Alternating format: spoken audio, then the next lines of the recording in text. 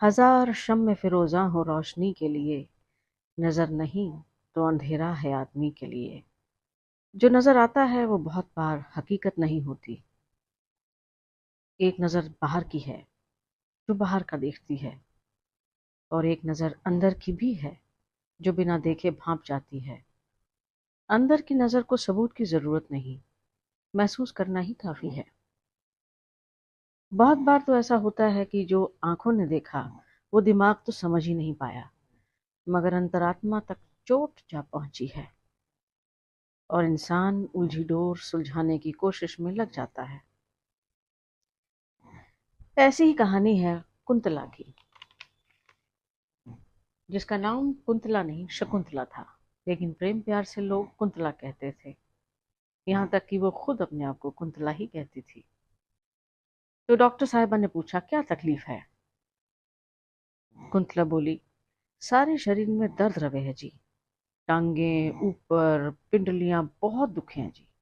हाथ पैर सुन रवे हैं। महीना को नहीं आवे ठीक टाइम पे। महीना यानी माहवारी। बच्चेदानी में गांठें पड़ गई थी एक बार तो, पर दवाई से ठीक होगी। एक और बार मेरे जी पे कोई बात लगा लूं तो महीने में ब्लीडिंग बहुत ही आवेश है। इस महीने तो माहवारी 3 बार आ ली, 10-10 दिन बाद है। माहवारी से पहले नील पड़ जैसे सारे शरीर पे, दाबने पे दुखे से। मन ने पता चल जाए है महीना आवेगा। इस महीने तो 3 बार ही नील पड़े मारे। कहाँ रहती हो? ससुराल रहूं सू, गांव से मंगाली। अच्छा, अपनी दिनचर्या बताओ। ससुराल में तो जी सारा ये दिन वह बोलती रही और मैं सुनती रही। उसका भोलापन, उसकी अनपढ़ता, उसकी नासमझी, उसकी निरीहता, या उसके समाज का फासीवाद। तो लीजिए सुनिए उसकी दिनचर्या। वो 5 बजे सुबह उठती थी, 4 भैंसों का गोबर साफ करने के बाद दूध दोती थी, फिर उन्हें चारा डालती थी, फिर उन्हें साफ करके नहलाती थी समेत कटिया। ये काम 7 बजे तक निपटते।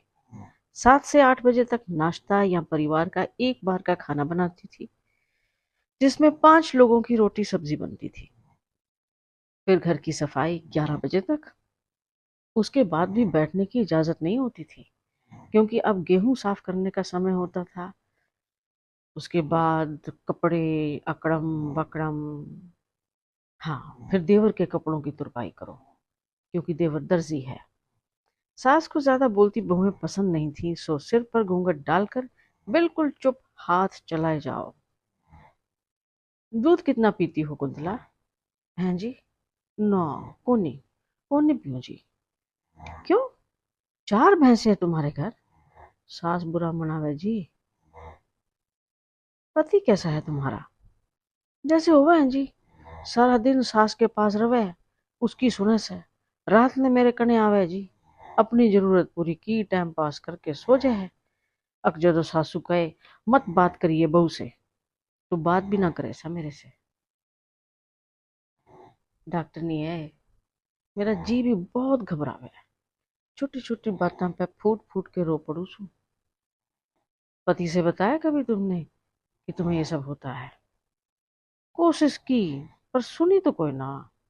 कहने लग गया, मैं क्या करूं सुन के? डॉक्टरी ने बताइए, वाई बता बीमारी ठीक करेगी। मेरे मन में उसका दर्द उठने लगा। वेटिंग रूम में मैंने नजर घुमाकर देखा कि सफेद कुर्ते पजामे में सेहत की चमक लिए तगड़े हाड़ मास का एक लोथड़ा बैठा था। मैंने कुंतला से पूछा, वो है क्या? हाँ जी, वाइस है।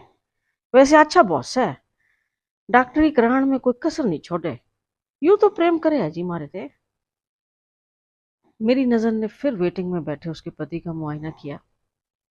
मुझे एक नाकामयाब जिरह के आसार दिखाई दिए कि मैंने अगर इस सिलसिले में उस पति से कुछ पूछ लिया कि कितना ख्याल रखते हैं आप कुंतला का, तो वो कहेगा कि डॉक्टरों के पास तो मैं ही लेके जाता हूँ। और अगर पूछा कि कितनी बात हो पाती है आपकी कुंतला से दिन भर में, तो वो बोलेगा, जी हम गांव के रवायती लोग हैं, हमारे यहाँ ऐसे बीवी से सबके सामने बात करने का रिवाज ही नहीं है। जानती थी उस जगह के सब दस्तूर और खुदगर्ज फितरतों को। मैंने बिना वक्त ज़ाया किए कुछ मल्टीविटामिन्स और पेन किलर और एंटी डिप्रेसेंट लिख दिए।